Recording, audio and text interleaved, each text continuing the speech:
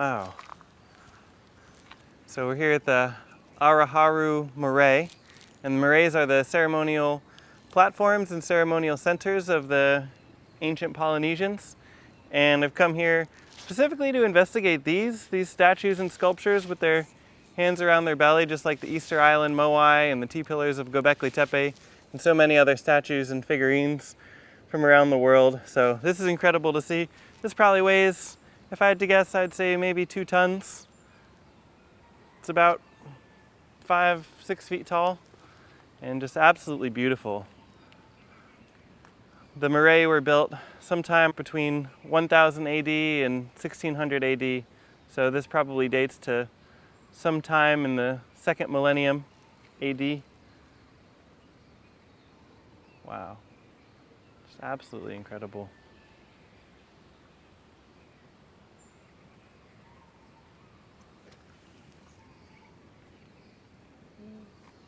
And then there's another one over here.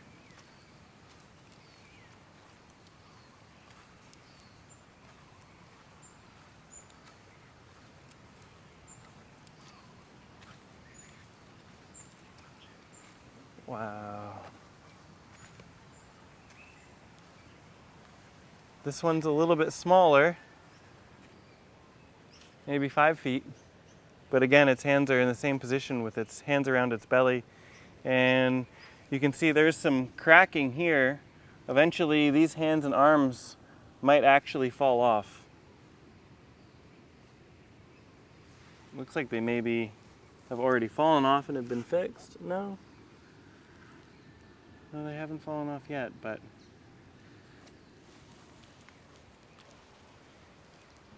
All right, let's check out the marae. Now this marae in front of me looks to be a terraced structure with a large platform.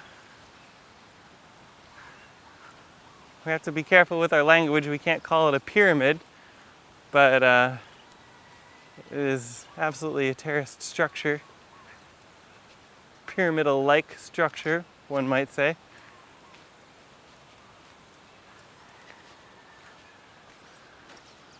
Wow. Just imagining the kinds of rituals and ceremonies they would perform here. This is just gorgeous.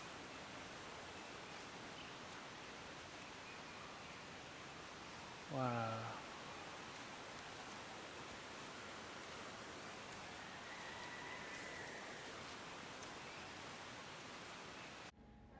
Viewing this site through the Sunseeker app, you can see, viewed from the back, it's aligned quite precisely to the summer solstice. And viewed from the front, it's aligned quite precisely to the winter solstice. Sounds like there's a roaring river right over there. Yeah, really. Should we check it out?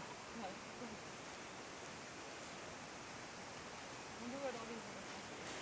Those are like tea plants.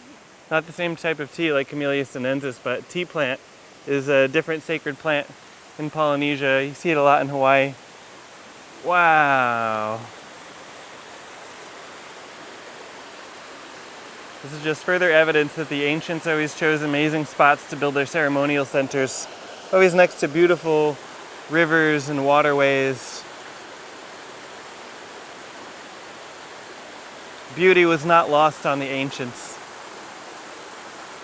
And the sacredness of water was not lost on the ancients. Provided drinking water, irrigation for their crops, a place to bathe.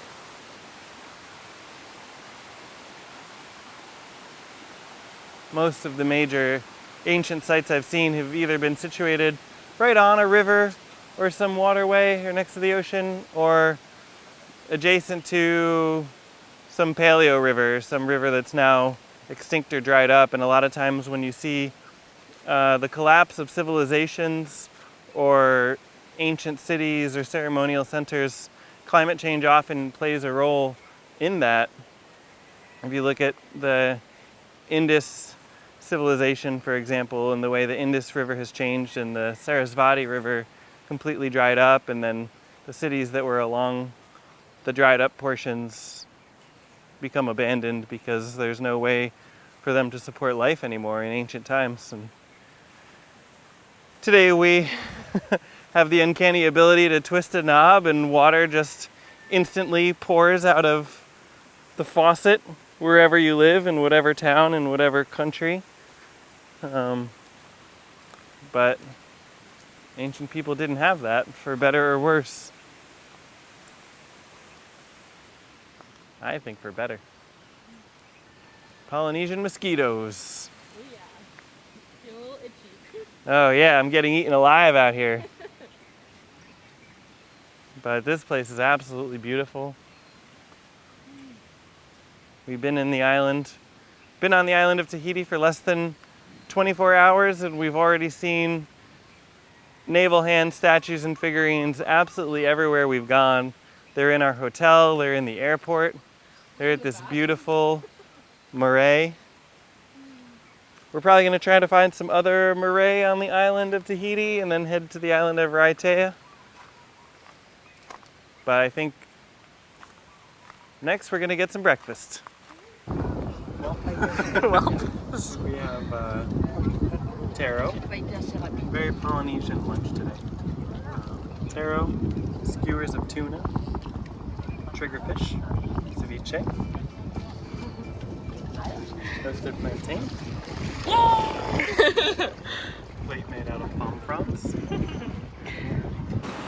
Even the Tahitian industrial port is pretty.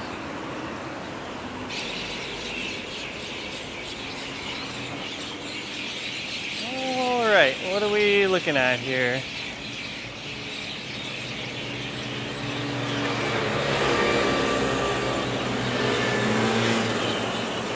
So this is definitely a modern statue, aside from the fact that it's mounted to a base of cement.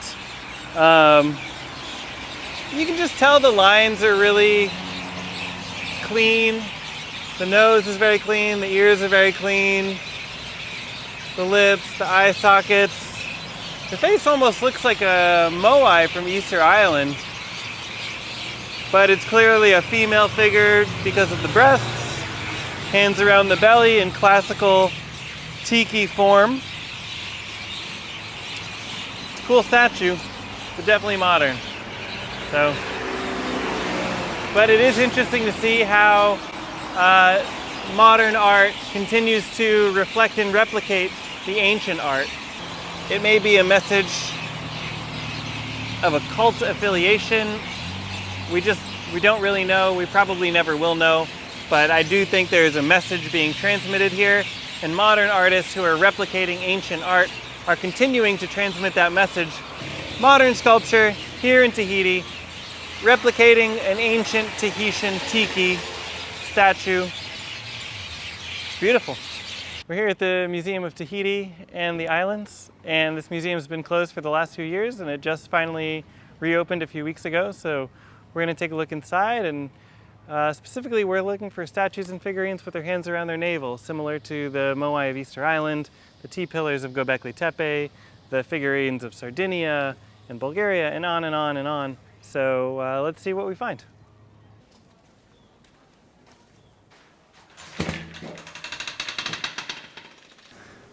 These statues are very heavily weathered, so you can't see it that well. But this statue has the same motif. You can see the two eyes and the arms with hands meeting around the navel. And finally, this small statue here, you can see its arms and hands also meet around its navel as well. I wouldn't keep your hands that close in the shot.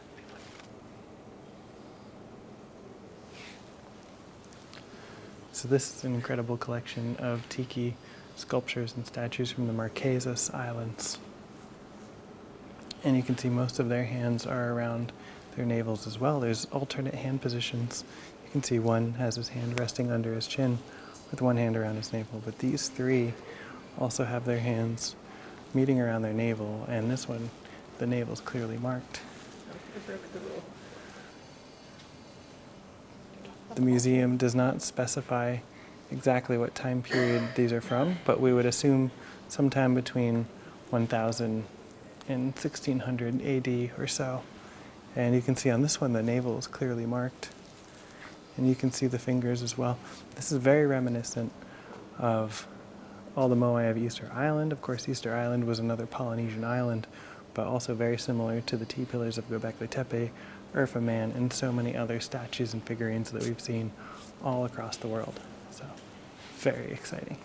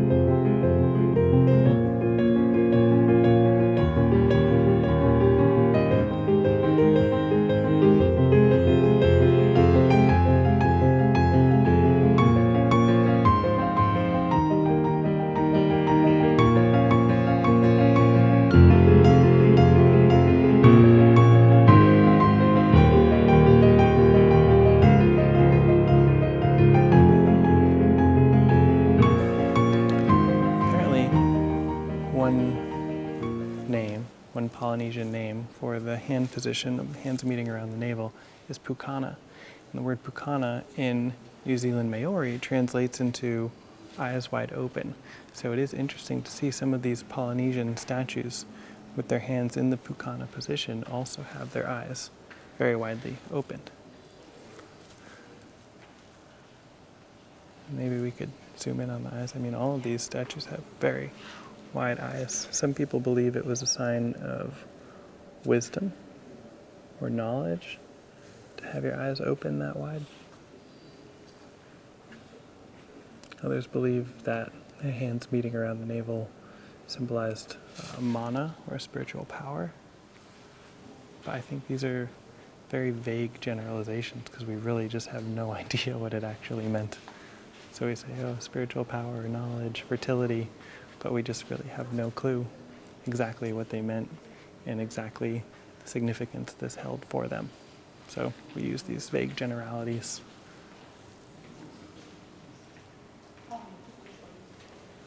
But I don't think it really scratches the surface. Okay.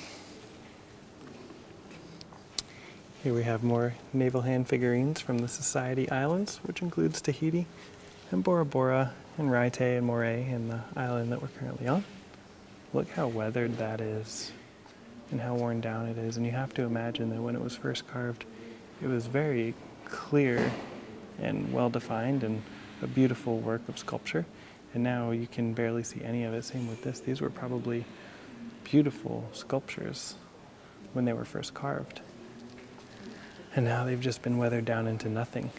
And it's really hard to know precisely exactly how old these are, and I think that's why the museum hasn't given them dates on the little information placards here at the museum, because we just don't really know how old they are. But we do know that the earliest evidence of human population on the Polynesian islands is maybe slightly before 1000 AD, but that doesn't mean it couldn't have gone back before then. I personally find it hard to believe that the Polynesian islands were not populated before 1000 AD, and the entire multi-million year history of hominids and hundreds of thousands of years of Homo sapiens on the planet. I feel like someone probably got to the Polynesian islands before 1,000 years ago, but that's just a guess. These statues look very, very ancient. You can see the arms in this one meeting. This reminds me of the Phoenician caskets I was just looking at in the Israel Museum. They were kind of the same shape and their arms kind of met like this just under their face. Do you want to talk at all about how the alternates you see throughout museums as well? Yeah, you do see some variations in the hand position. So I would say the navel hands is by and far the most common hand position that you see in museums all around the world, literally. Israel, Mexico, Sardinia, Kosovo, Iraq, you name it. There's navel hands everywhere in the art depicted. But then you do see some alternate positions, like in the National Museum of Mexico. A lot of the early Mesoamerican artifacts, including some Olmec artifacts, have a lot of hand positions where they're crossed around their chest. And you do see that also in Egyptian art and Phoenician art. And this I haven't seen too much of, like the face resting on two hands. That's an interesting one. A lot all around the world. I remember you calling the Greek one like cycladic hands. Oh yeah, It's also in that same. Cycladic. Well, that's actually, the hands don't meet, the arms kind of go fully around the torso. Oh. Yeah. But if you look at the really early cycladic figurines, they're all meeting around the belly, and then slowly they morph to be like fully around the torso.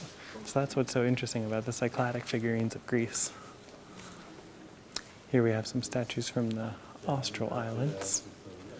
And anthropomorphic statues from the Austral Islands are extremely rare, but apparently amongst the ones that we do find, they all have their hands around their navel.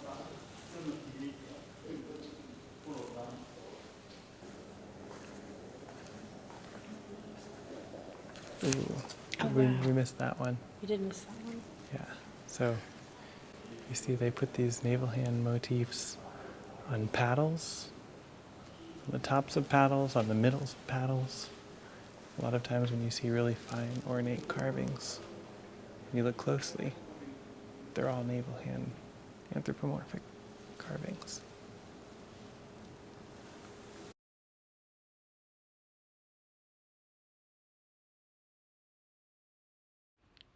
So real quick, I just want to pause here and jump to the Gold Museum in Lima, Peru, and a paddle I found on display there at the museum belonging to the Chincha culture. And the Chincha culture was a native Peruvian people living near the Pacific Ocean in southwest Peru. And you can see this gorgeous paddle also with these navel hand motif idols engraved on the paddle as well. And the Chincha culture, as you can see, dates to 900 AD to 1450 AD. So these paddles from Peru, or this paddle from Peru, is actually contemporary with, roughly, these artifacts from Polynesia. And here's the top of another paddle from the same museum in Lima, just to give you an idea that these weren't isolated artifacts. You see they put these navel hand motifs on paddles, on the tops of paddles, on the middles of paddles. A lot of times when you see really fine ornate carvings, when you look closely, they're all navel hand anthropomorphic carvings. Now, these are ceremonial staves.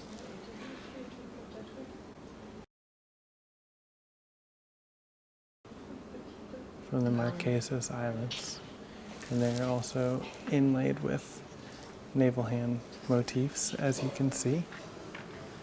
It's a fascinating collection of navel hand statues and figurines in this display case with absolutely no information provided, but they do appear to be ancient or ancestral.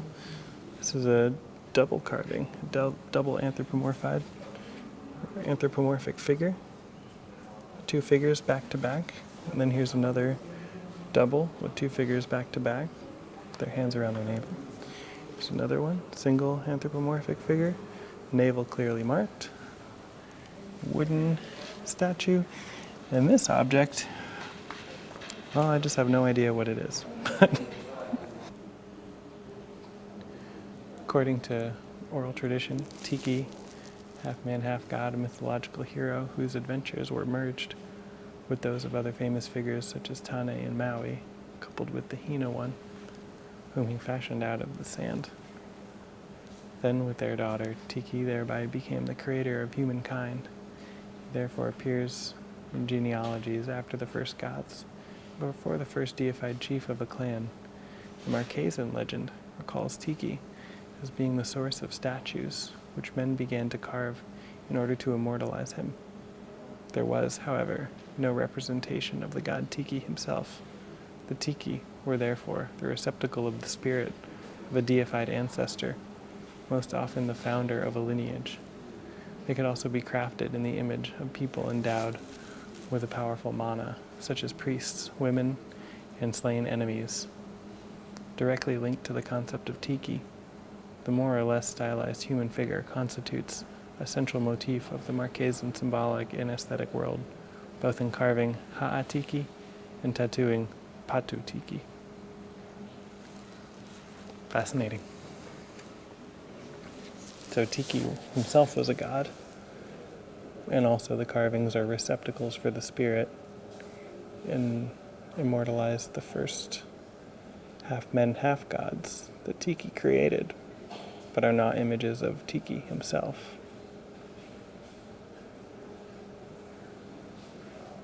Wow, there's so much there. Yeah, so we're here at the Taputapuatea marae. It's kind of like the Great Pyramid of Polynesia. It was the center of political, spiritual, social administration in eastern Polynesia. And there's all of 4 parking spots to visit the site. And 3 are taken right now, so we're lucky to get one of the last ones today. So the Polynesian islands were believed to have been settled around 1,000 years ago. Although how do we really know that? Taputapuatea is located at the center of the Polynesian Triangle, a vast maritime area dotted with small remote islands between Hawaii, Easter Island, and New Zealand. A large oceanic territory called Te Moana Nui Ohiva, inhabited by the ancient Maohi civilization. It is believed to be the last region to have been settled by human societies about 1,000 years ago.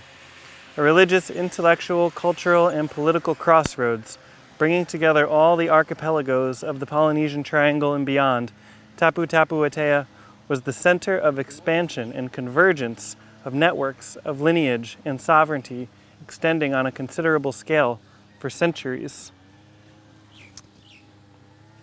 The remains of the site Taputapuatea I Opoa, where we are now, form an ancient religious, cultural, and political ensemble that played a vital role in the immemorial history of the Maohi people. It stretches over nearly 6 hectares, or 14.82 acres, located between land and sea on the tip of the Marahiriiri Peninsula. Emblematic of the marae of the chiefdoms, Ari'i, whose genealogies date to the most ancient ones, back to well before the 10th century. The history of this high place begins with the cosmogonic myth and the creator god of the Maohi universe, Ta'aroa Nui, and takes us to its last period with the god Oro, whose cult was widely spread in eastern Polynesia. Many marae Taputapuatea were founded on important islands in this vast oceanic expansion network from original stones from Taputapuatea I Opoa, which is before us now. So when the Polynesians would found new maraes, they would bring a stone from an existing marae, and that stone would birth the new maraes wherever they were building them on different islands.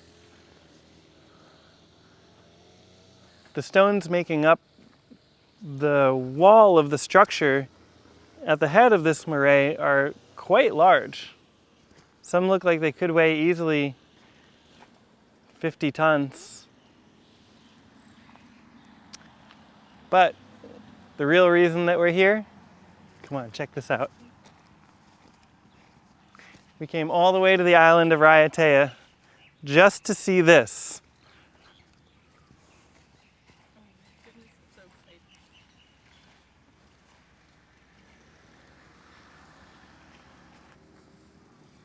When the sun shines on it just right, you can see the fingers. Now this hand position, with its hands around the navel, you can see 1, 2, 3, 4, 5 fingers. This hand position dates to the earliest periods of human civilization itself. First discovered, well, the earliest instance of this hand position is on the T-pillars of Gobekli Tepe, an Urfa man, also found in Urfa near Gobekli Tepe, dating to about 9,000 BC or 10 to 11,000 years ago. And it's incredible that nearly 10,000 years later, this exact same motif was present here in Polynesia.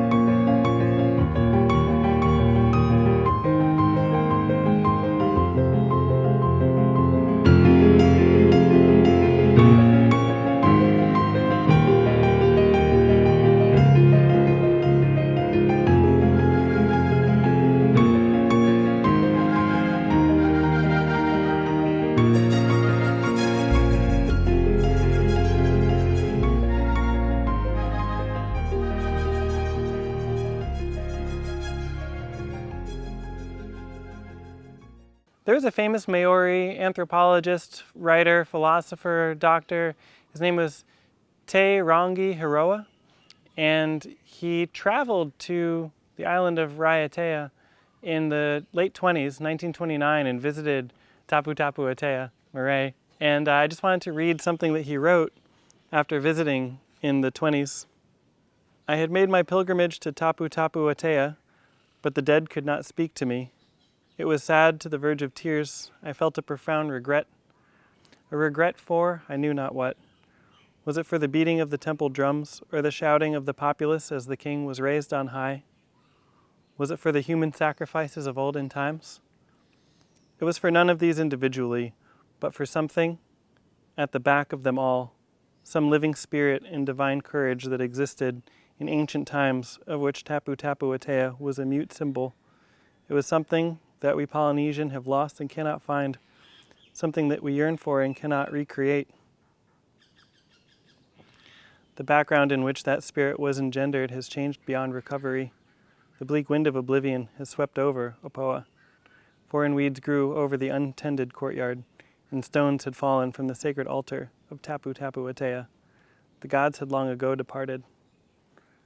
To think of the different rituals that were practiced here and the ceremonies that were practiced here, which are still practiced here today, and I would love to come see that at some point, but this was very much the center of the Eastern Polynesian world. It's spiritually, religiously, politically.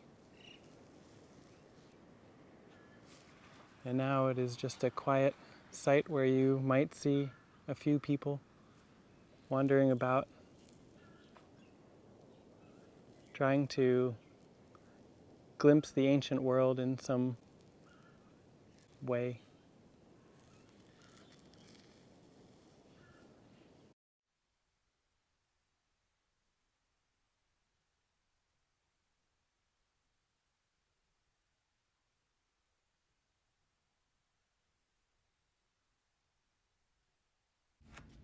Why did ancient cultures around the world all make similar looking statues? Or to be more specific, why did ancient cultures around the world all make statues with their hands around their navel? For 3 years, I've been traveling around the world documenting this ancient symbolism, and I'm finally ready to share my findings, which seem to suggest a hitherto unrecognized connection between many ancient cultures. Okay, so this is Urfa Man. It's considered to be the oldest life-size statue of a human ever discovered, and it was found not far from Gobekli Tepe and is considered to be contemporary with Gobekli Tepe, about 10,000 years old or so. Now, some of the T-pillars from Gobekli Tepe also have their hands around their navel, as we see here in this recreation of one of the enclosures of Gobekli Tepe recreated in the Urfa Museum.